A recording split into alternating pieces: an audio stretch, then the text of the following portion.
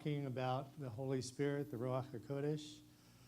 I was going to do a little summary tonight, but I think it's more important. It's been a very difficult week for a lot of people in the congregation. And many of them are not here because of health issues or parents' health issues. And I want to have an extended time of prayer this evening, so that's why I'm going to put off the beginning of the message. I'd like to deal with a reality that most of us face in one way or another, and that is becoming discouraged and losing our way. Any of you ever done that as a believer? I only see like 7 hands.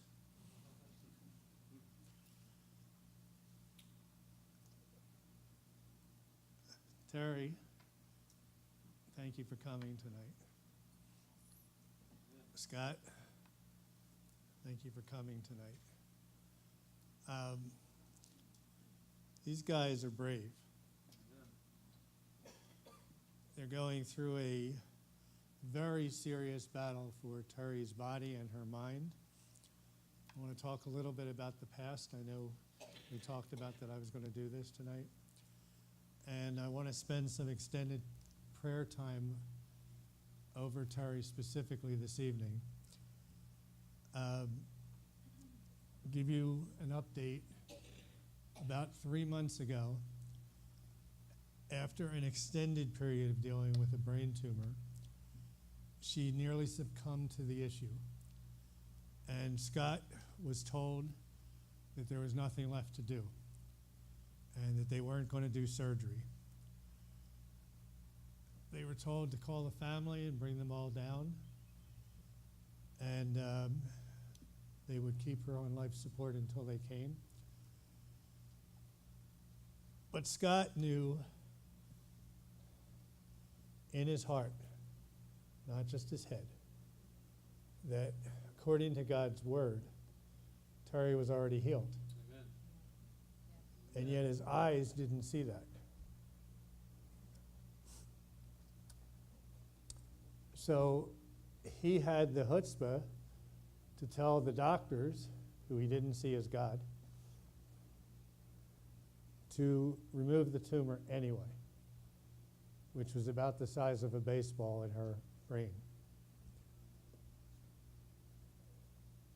That night, Bob Wortman, myself, and Scott, and many others prayed diligently for her healing to manifest. The next morning, they did surgery. And when the doctor came out, he was less than optimistic, having nothing positive to say that she wasn't going to walk again. She wouldn't be able to ever use her left side. She wouldn't be able to do a lot of things. And so far in her recovery, she can really squeeze your hand with her left hand. Nothing like a little therapy will do for you, huh? So her left hand's not supposed to work, but go over and check it out. She'll show you. She can stand. She can move her left leg. She's beginning to get it back together. And as I said, it took a lot of courage for her to come here, because being the personality that she is, she wanted to bebop in here, right? And say, see? And didn't want to come in on a wheelchair. She wanted to be fully healed when she saw us again. She felt like she wasn't being a good enough light. Then last week, they did the MRI that they said they would do after 3 months. And the MRI showed that the tumor or something had grown back to almost exactly the same size as what they had already removed. And to be real, Terry was devastated. It was a very hard day.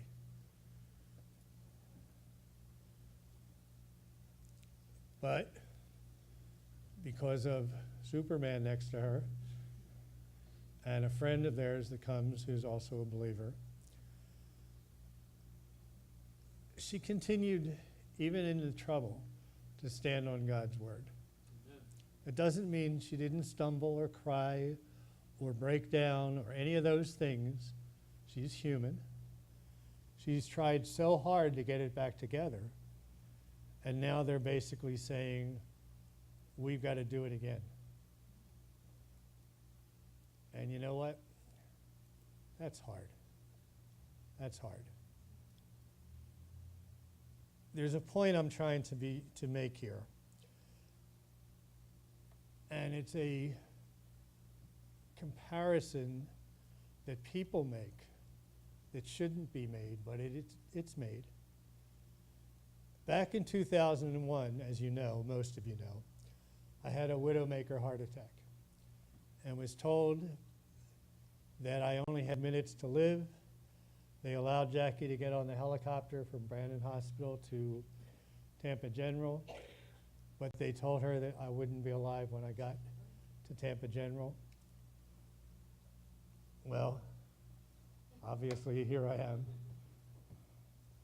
But then my setback was that I then had 3 strokes. And that set me up for being disabled for a full year. Then in 2004, I got AML leukemia. Now, I know a lot of you in the room know my story, and you've heard it a few times, to say the least. But there's people on the internet, and there are some people that are new here this evening, that have never heard it. So AML leukemia, we were told that 97% of the people that get it don't live past 2 weeks. To make a long story short, I was given some very strong chemo with the understanding and being told by the doctors that it almost never works. But they gave it to me anyway. And a week or so later, they did the second bone marrow biopsy to see if it worked at all. But they told me before I went in that if the chemo didn't at least bring down the disease substantially, they were going to send me home because there was nothing they could do and that I would die peacefully at home. Then I had an interesting experience. They, you know how they put you on the silver table, a stainless steel frozen slab with your behind out, touching it, and you're freezing?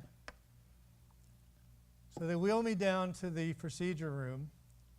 They bring me in the room, and they leave me there. And you know, when you go in for a procedure, you know how cold it is in that room, right? Well, I'm freezing. No one's in the room. No one's coming in the room. And I accidentally, for the first time in my life, prayed a prayer properly. And because of learning what I now know and I now teach, we actually, on our healing teachings, one of them is about how to pray effectively. And if you can imagine this happening, I wasn't dreaming this happened.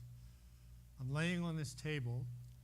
I accidentally pray properly for the first time in my life. And the second I was done, the only part of me still on that slab was the back of my head and the back of my feet. And I was being electrocuted on that slab. I literally had an electric bolt going through my body slowly, back and forth, so hard that I was arched on the table. And it hurt a lot. When it finally got down to my feet and left the bottom of my feet, I slammed down on the table. and basically went, "What was that?" I freaked out. I didn't know what it was, but it was painful and so on. So they do the bone marrow biopsy, and the next morning, the doctor who did it is running up from the basement to the 4th floor of the hospital, crying, and says, "I don't know what happened, but you don't have any cancer.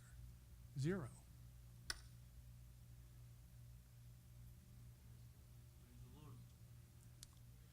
They sent me home shortly thereafter, but the doctors insisted that I continue the chemo because the type of leukemia that I had always comes back.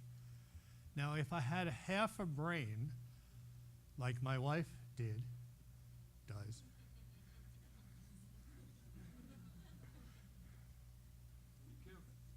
yeah, I'm being careful, I would have said, "What leukemia?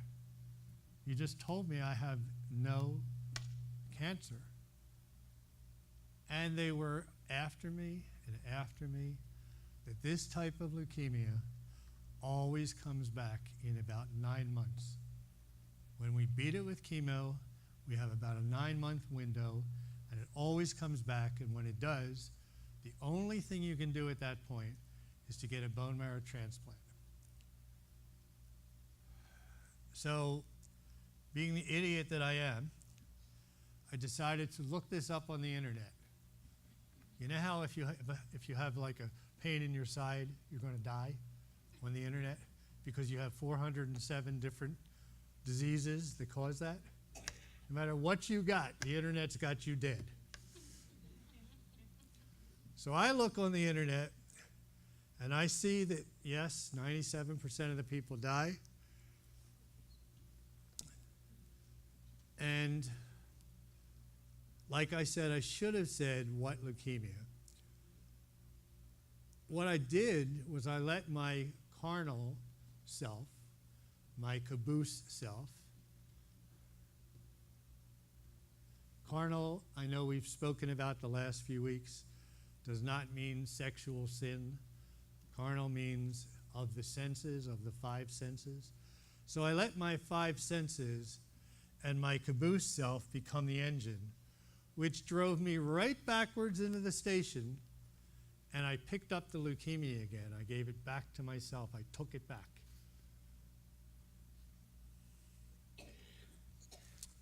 As I said, 9 months later, I needed a bone marrow transplant to survive. And at that time, I had, again, less than 2 weeks. When it came back, it was like the first time. It wasn't there, and then it was there with a vengeance. So there was no time to search for a donor. One of my sisters needed to be a donor.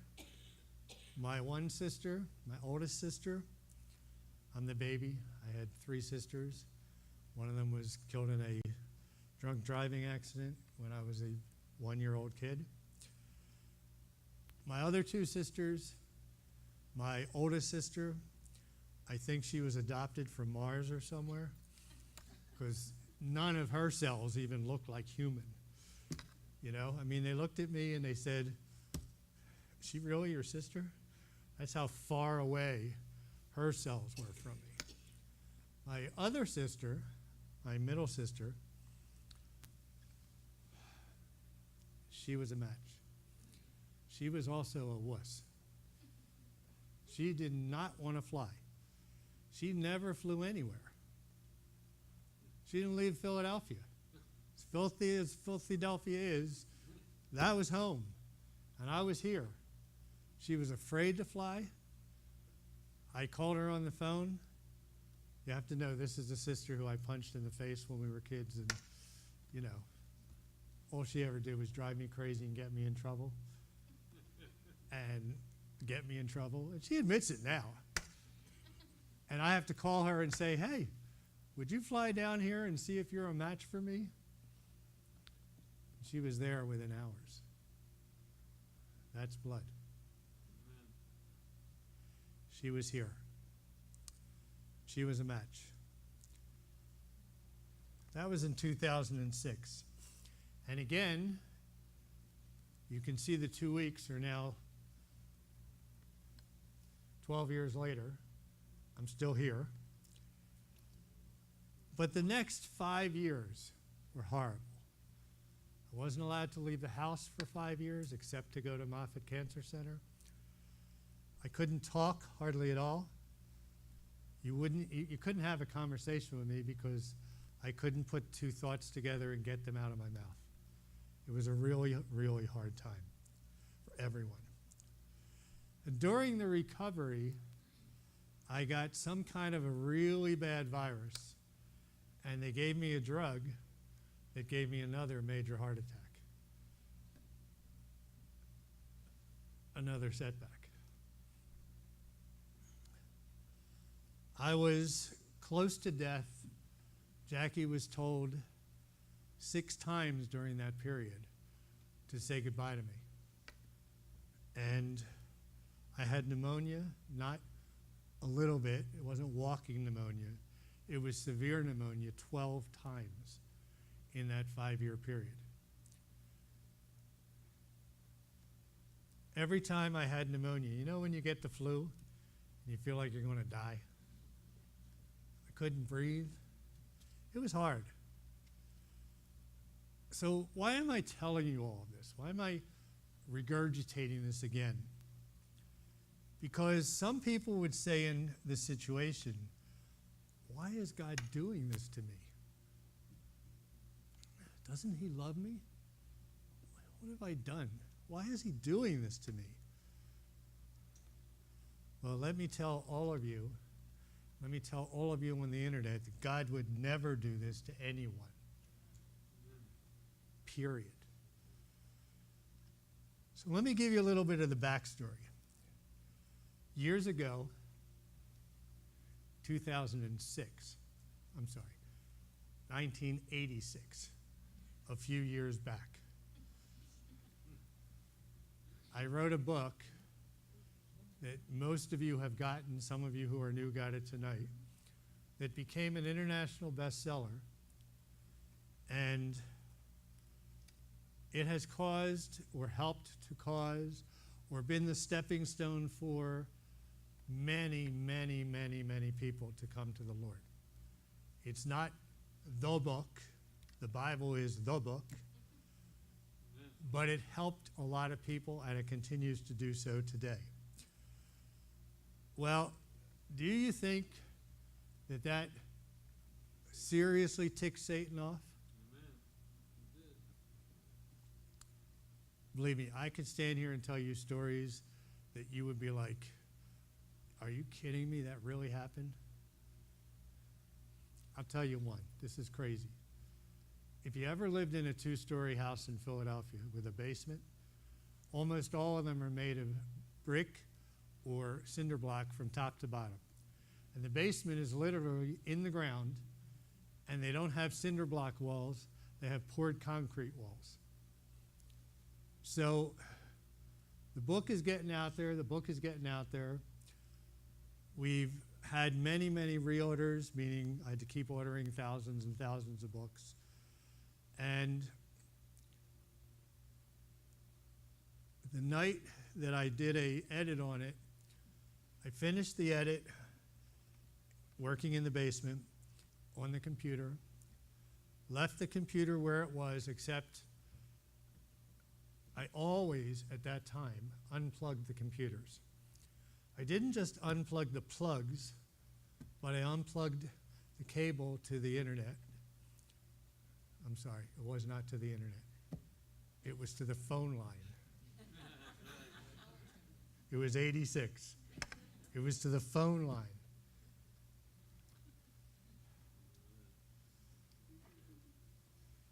The next morning, we thought we had a fire in the house. We didn't know what was going on. Well, we get down to the basement, and the computer is completely charred black. the entire computer had burned from the inside, unplugged from everything. When I tell you that Satan was really not happy with me, that was one of many things that happened before he came after my health. So there's a backstory. And then, of course, the rabbis, the Messianic Jewish rabbis, are saying, you got to become a rabbi. You know, you should be a rabbi. And my smart aleck response was, I am not as stupid as you. I have a job that makes way, way more than you. I have my own company. I work Monday to Thursday. I take off whenever I want. Why would I want to do that? All you ever say is, I'd have a great job if I didn't have all these congregant problems.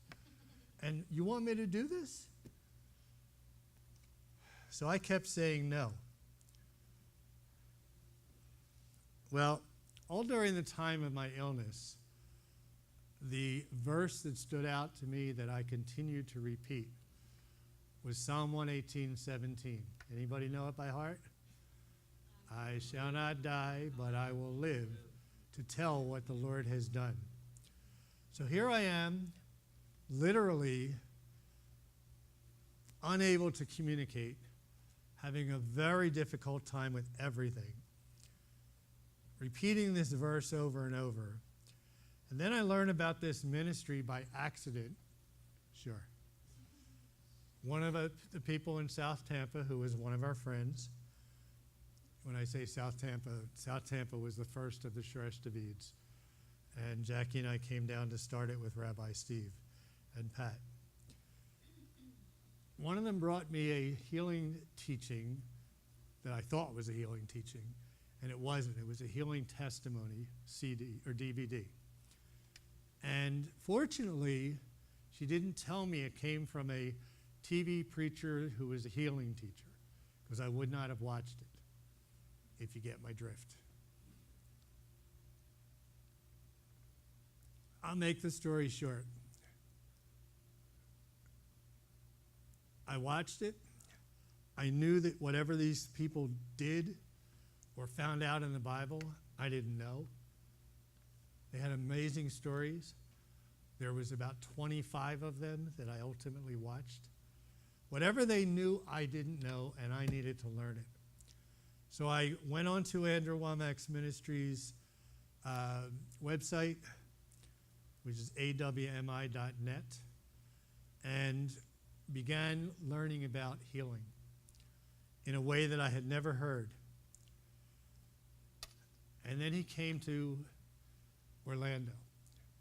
When he came to Orlando, Jackie said, I'm going to go there and be part of this, and you should come. Now, that was weird coming out of her mouth, because she knew I wasn't allowed to go anywhere, and there would be thousands of people there. And of course I said no, until 2 or 3 days later, not 2 or 3, 2 or 3 days before the actual event.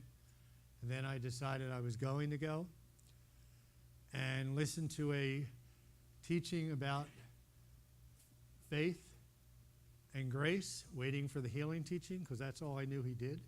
I didn't know he did all these other teachings. And then at the end he said, I know a lot of you come here because you need to be healed, but I'm not praying for anyone tonight, because I don't want any of you to think it has anything to do with me. So I brought 50 of my students to come in from my Bible college. They're all here. They start walking across the front. They all look like kids. You know how it is when you're getting older, right? And he walked off the stage. They called people down for prayer. I was, I think, the very first one. I'm pretty sure I was. From the back of the room where I was sitting with my mask and my gloves so that I wouldn't breathe anything, because they were all breathing that way. And this guy says to me, I'm trying to keep you or get you out of your box. That's why I'm telling you some of these things. He says to me, I shouldn't say he says to me. He talks to me this close. You know how somebody's in your face and then they're in your space and it's really uncomfortable? He was really in my space. And he looks me right in the eye and he says, besides the Parkinson's, and the reason he said that is that my hands had been shaking, this is not an exaggeration, like this for 5 years. Besides the Parkinson's, what else do you need prayer for? And I looked him in the face and I said, I don't have Parkinson's. And for about 30 seconds, I told him what was going on. And he says, okay, so I only have one question for you. Do you believe, when I say do you believe, do you expect, do you 100% believe that you're going to be healed of all of that right here, right now, tonight, in this room? How'd you like to be asked that question right now? The advantage I had was that I had been for 3 or 4 months diligently studying about healing. And my answer didn't take long. It came right out of my mouth, absolutely. And he said, okay, close your eyes. Now, we're not in a little room like this that holds 100 and some people. We're in a room that holds several thousand people. And they had been dismissed unless they wanted prayer. So you know what happens. Everybody's talking, and it's loud. And he had told me to close my eyes, and the next thing I know, he's about 8 or 10 feet minimum away from me. The only reason I knew that, because my eyes were closed, was I could barely hear him. I could hear him, but I could barely hear him. And I'm thinking in my head, why did he move so far away from me? And then there was nothing. He just didn't say anything. You know how like time goes on forever when you're, you know? And then he says in a very calm voice, okay, here it comes. Now imagine, the guy praying for you moves 8 or 10 feet away from you, and something's coming and your eyes are closed. So what do? You open your eyes, right? Which I did. And he just goes, nope, let's try it again. Close your eyes. Be patient. I did. I waited another 6 years. You know how it feels. And he says it again. Only this time I kept my eyes closed. And the next thing I know, I get punched in the stomach so hard that I literally had the wind knocked out of me. I fly backwards in the air. I didn't fall down, but I physically flew backwards. And Jackie's my witness because she was about, Garth, where you are, put your hand up so everybody sees. She was about that far away from me. And she says, you just jumped backwards. And no, I didn't jump backwards, but that's what she saw. And I couldn't breathe. If you can imagine, I was here, and then I'm all the way back here, and I'm holding myself, and it's hurting, and I can't breathe.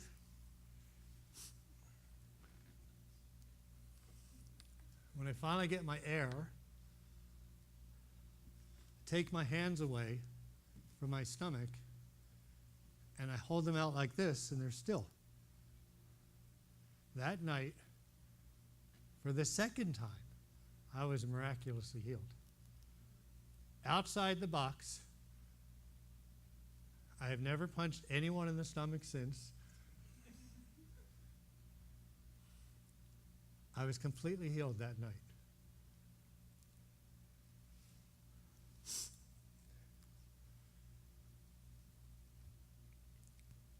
I was mad.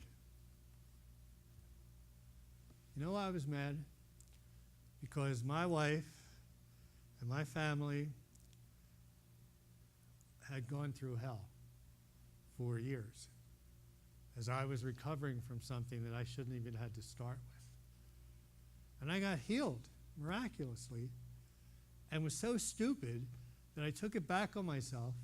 I didn't know the things I should have known about healing.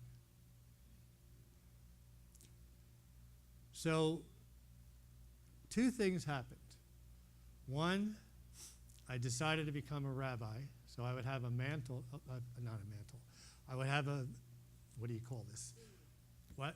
A venue, that's what I was looking for, thank you, where I could teach people. So I finally said yes, to which Jackie literally immediately threw up. She did. She literally threw up.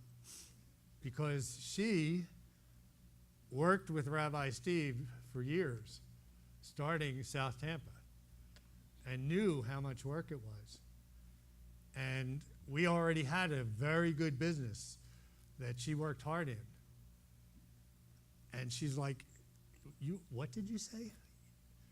You sure the Lord really told you this? Etc.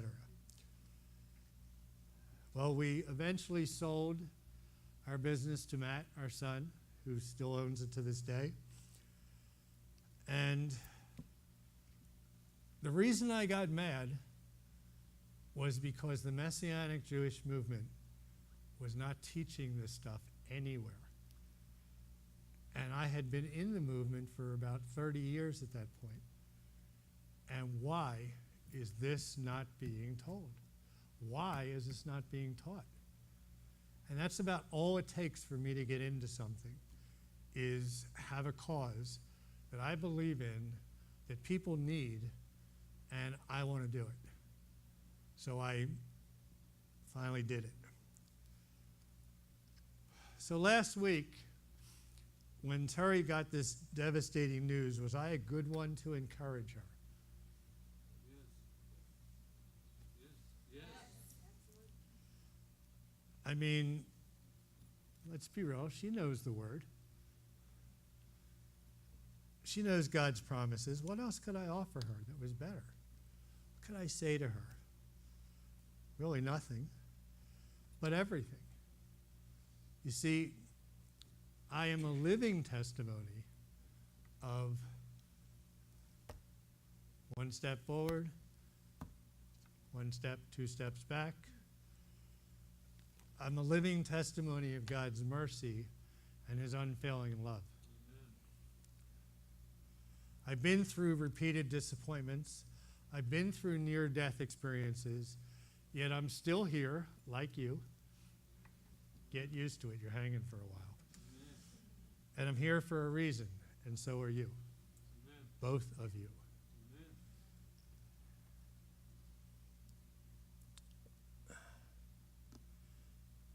I also needed to learn something that I knew in my heart that I didn't have, and was part of the reason that I guess I never said as to why I didn't want to be a rabbi, is I didn't really know what empathy was.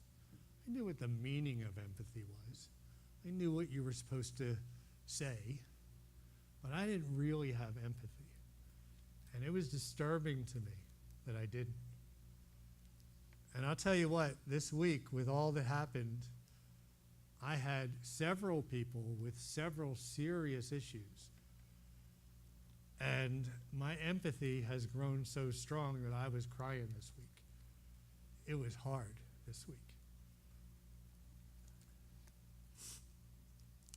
So at this point right now, who has the better testimony? Don't answer this, just think about it. Terry or me? Mine has been built, knocked down, built, knocked down, reinforced. Hers is just beginning, only we all know better. You ain't getting beat up as bad as I did. She's still being battered by Satan, trying to kill her. And like myself, both Scott and Terry's burning desire, and I mean, it is a burning desire in these two characters, is to see people receive their healing by God's word. So Satan right now is seriously after them So again, don't answer this. Who has the better testimony? Well, that depends on who's asking. You see, if someone were to have a brain tumor and is struggling with that particular issue, I have a great testimony, but Terry's got a better one for that person, especially right now. What Terry has to decide is to be that light on the top of the hill. Amen. Uncover the lamp even when it's struggling to stay lit. Amen. She can already, Terry, you can already come alongside someone with the same issue and be a light to them. I mean, look at this woman. She's supposed to be dead. That's a pretty good testimony. You're like moving your head and you're dead. You're not dead. Ron is supposed to be laid up in bed in a wheelchair, unable to walk, unable to talk from his stroke.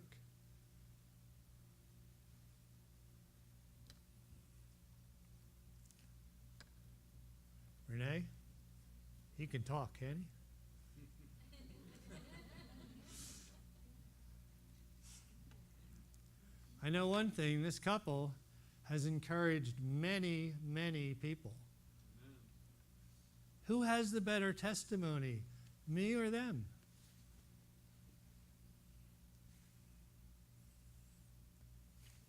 David, who's not here tonight, usually sits up front here, has had 4 strokes. He's not supposed to be able to do anything. He's able. And he has blessed many. So of the 4 of us, Ron, myself, David, and Terry, who has the best testimony? All of us. Do you understand?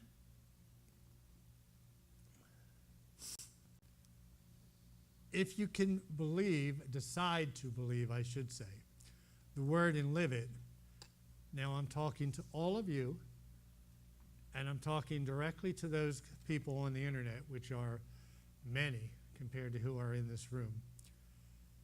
If you decide to believe the word and live it, then you take this very personally. You can rescue untold numbers of people from Satan's terrible grip. You have the power and authority to do that. When all the treatments of the world fail, then as a last resort, some people finally turn to God and others turn farther away from him. The ones who turn further away, blame him. The ones who turn to him, seek him. That's why it's our job to let the world know. It's your job. It's your personal job to let the world know about God's healing power. Please take that very personally.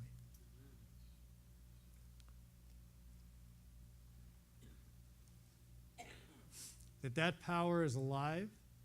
It's available for that person who needs it right then and there. That is why, as you know, we spend so much of your tithes and offerings on the internet. Because I don't care if every seat in the room was filled. We reach so many more than that on the internet.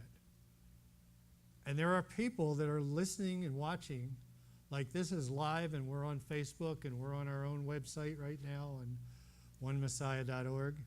And people are watching and hearing this, and some of them are being affected. But over the next year, Who knows how many tens of thousands of people will hear what we're saying today? I know that tens of thousands of people have literally been healed and found the Lord through the teaching that we do on healing. That's an amazing thing to say. That people online who are not physically in the room, they're not getting anointed with oil, they're not having someone touch their head, they're not doing any of the normal stuff you see, are watching, learning, and getting healed. And you can pat yourself on the back for being part of that. And you know that I thank you for it. So my point is, when you meet someone, in person, online, that needs to be healed, don't start clucking. In other words, don't be chicken.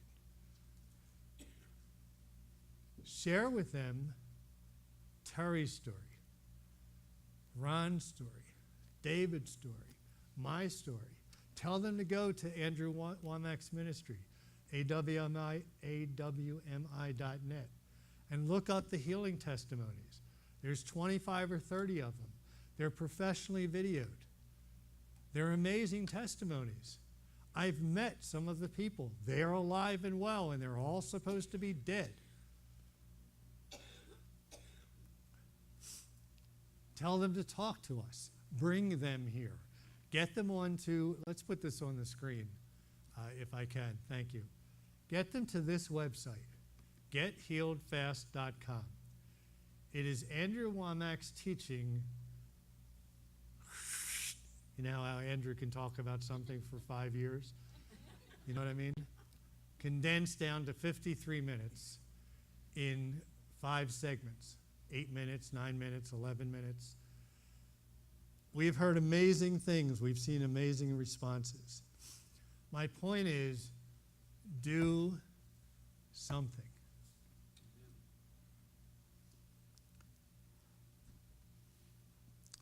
Now, you know, Danny, you ready for this? Is Clayton back there?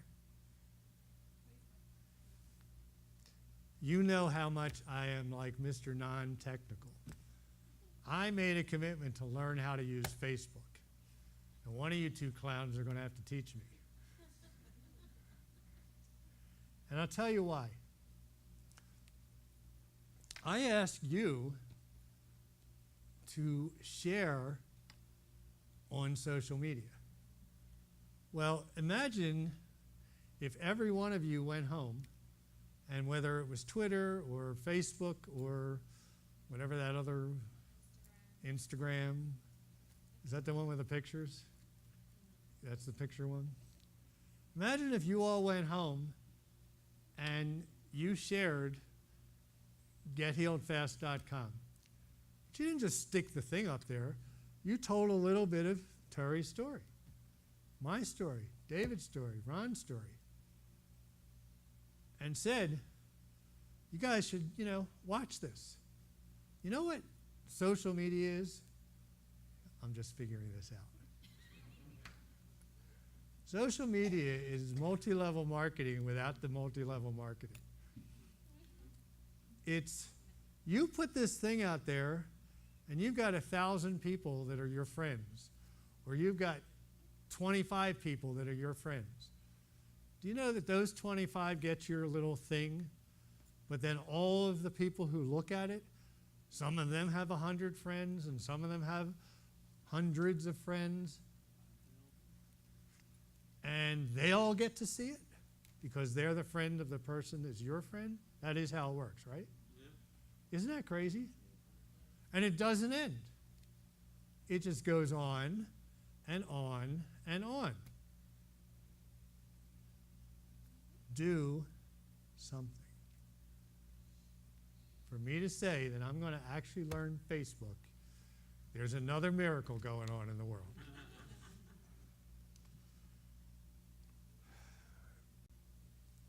Use the power of social media. And I'm going to tell you something, so listen to it and hear it. If you do it, you'll probably save someone's life. Amen. We know we've saved people's lives. We also know this.